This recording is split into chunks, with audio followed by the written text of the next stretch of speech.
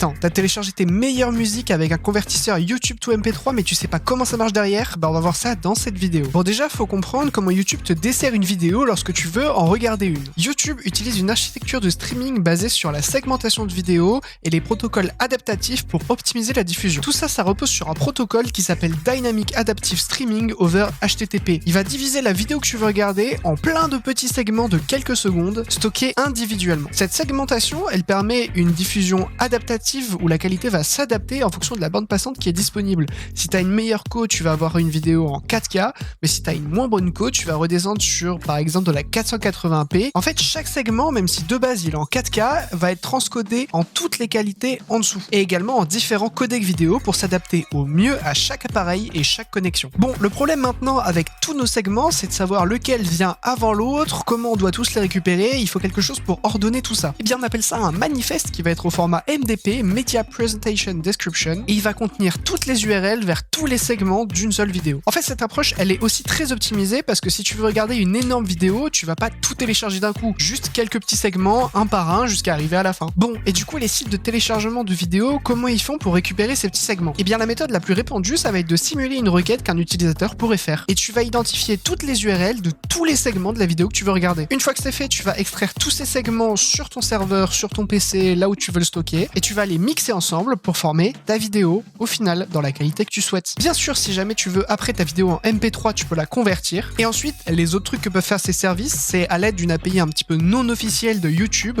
récupérer le nom de la vidéo, la durée, la chaîne, même si bon, en vrai, tous les services que tu utilises en ligne reposent sur un seul outil qui s'appelle YouTube DLP. Si jamais tu veux l'utiliser chez toi en ligne de commande, je te conseille d'avoir le projet GitHub. Et sinon, n'hésite pas à t'abonner pour plus de vidéos sur l'informatique.